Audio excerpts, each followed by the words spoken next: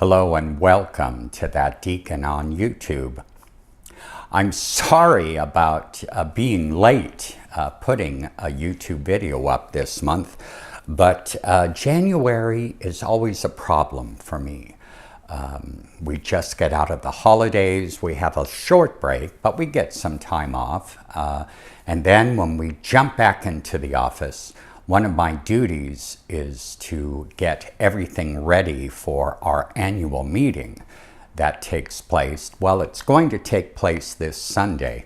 So I have a bunch of reports to collate and put together and eventually print, and it's just a busy time. I had totally planned on heading up to a monastery that is right up there. I can actually see it from my parking lot. It's a Passionist retreat house in Sierra Madre, California. And I was going to walk the grounds and talk about Epiphany. But last week we were deluged with rain. Monday through Thursday. And it still rained a little bit on Friday. And there was no way I could film outdoors. And if I wanted to head up there today, it just so happens that now we're in the middle of a windstorm. So microphones outdoors are probably inappropriate. All you would hear is wind. So I'll have to talk about something else. About a couple of weeks ago, we had a new crop of priests that were ordained, and it made me realize that they were just made transitional deacons last summer. So you can do the math. What is that, 6 to 7 months living the life of a deacon before their priesthood? And I think it's time once again for the church to really think about the need and the purpose for what are known as transitional deacons. The church buzzword, for those of you who are not that knowledgeable about the way our church works, the transitional diaconate is a step that a person takes before they are made a priest in the church. There are permanent deacons, authentic deacons, some people use that term, and then there are transitional deacons. This has caused confusion ever since the reestablishment of the diaconate, I believe, in the early 1970s. I think it's really time once again for the national church to pick up and look at direct ordination one more time, especially since the diaconate now, as a full and equal order, has become in part and parcel a part of everyday church life amongst ordained clergy. Many dioceses across the United States are starting to build and nurture and raise up deacons that have no interest in becoming priests. They have fully embraced the ministry of the diaconate. And I think it's time once again to bring this up at the national church level, because I think it will better fulfill the ministry of the priest as well as the deacon, and should at the same time bolster the ministry and work of the bishop as well. Let us go way back in time, at the very beginnings of the Christian movement. There are two orders that were mentioned, some of them in Scripture. They probably date from the late to early 2nd century and into the 3rd century. But there are 2 orders mentioned. One is the episkopos, which means overseer, and the other one, I believe, is diakonos, which is the deacon. And deacons and bishops worked together. The episkopos, the overseer, had a particular plan for that small church, and the deacons that he had, men were bishops, but there were probably a few female bishops as well in those days. The deacon and the bishop worked together. Deacons were not always concerned with just taking food to people. Deacons were emissaries, they were ambassadors, and as the church grew, they were administrators.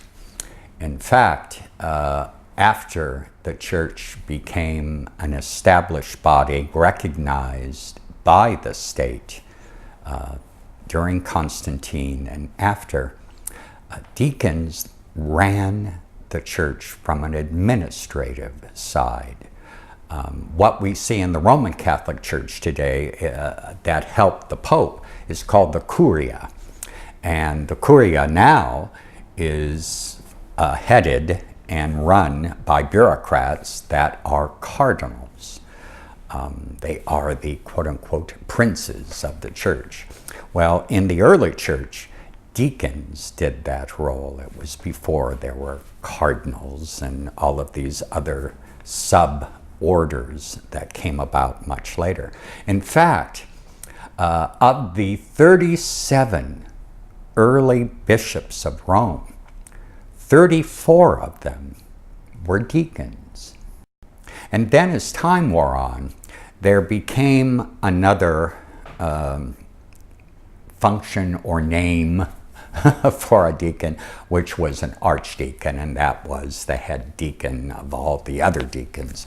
So as time wore on, and people being human, and people wanting power, the total opposite of what Jesus taught, archdeacons became much more powerful. Even bishops could not get rid of archdeacons. They really ran everything. In fact, archdeacons usually chose people to be elders for particular churches, and that is the front runner of the presbyterate or the priest. And when bishops could not fire, basically, an archdeacon, a power struggle ensued. And that's when the ministers that were priests got together with the bishops, and little by little they got rid of the diaconate and then made it a stepping stone to the priesthood. And that meant that bishops could run everything, and they could tell priests what to do because priests were then ordained by bishops. And then they had more control. And the diaconate languished until its resurgence in the 1970s. So this whole notion of hierarchy, even though we may not want to admit it, is still a part, I believe, of our church structure. And priests and bishops do not want to get rid of the transitional diaconate. It is something that they feel is spiritually important. But really, honestly, we are all baptized, those of us who are within the church, and those who are baptized are already baptized to be servants of all. It is the deacon's job to assist the baptized in recognizing their ministry and doing what we can to support it. I think it's time once again for the diaconate to assume its role that it had once before, to be ambassadors and emissaries. If you look way back in Scripture to the letter to the Romans, Paul himself chooses a deacon, Phoebe, to take his letters to the people in Rome. She not only had to deliver the letters, she had to explain it to the churches in Rome as well. And if you've ever read Romans, it's highly theological, it's very complex at times, and she really had to have been a very astute person.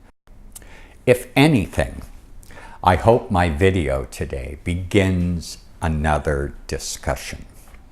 I hope that deacons across the country within the Episcopal Church start to bring up the notion of direct ordination for priests, to get rid of the transitional diaconate as something that is superfluous, especially the way it's done now. I mean, let's face it, spending 6 months as a deacon is not very spiritually rewarding. If you really want to make sure that the priest understands the work and the role of a deacon, maybe you should extend that to a year or two before they're ordained to the priesthood. I know a number of deacons, myself included, kind of roll our eyes every time we hear a priest or a bishop say, "Once a deacon, always a deacon." Well, not when you've spent only 6 months being one. And if you feel that strongly about the diaconate as a priest or bishop, maybe you should have remained and stayed as a deacon so you could have done the work that truly fulfills you. If your comment saying "once a deacon, always a deacon" is correct, then maybe you should have stayed there and done the work with us. Otherwise, please refrain from saying that. It just does not make sense. Of course, they won't do that, and we'll have to graciously smile and kind of nod, thinking, "Here they said it again." Please don't do that. If the Church can look back to Hippolytus of Rome to lay the groundwork and basis for our baptismal rite in our prayer book, we can certainly then embrace the notion and the fact and accept what the deacon's role was back in the 2nd and 3rd century as well. It's one thing to take from the past when it suits you.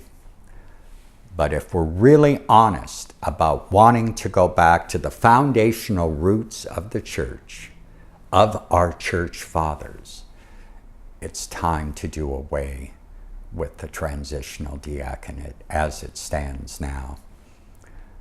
And I think we'll be a better church for it. And I think those who come to our church will be able to fully embrace the notion of 4 ministers within the church: priests, deacons, bishops, and of course, laity. You are ministers as well. So that's all I have for you this month. Next month, I will try to go up to the monastery to talk about Epiphany and those epiphany moments that are maybe just a little bit out of reach, or things that we don't recognize when they are happening. So anyway, until then, God bless, Happy New Year, and I'll see you next month. Bye-bye.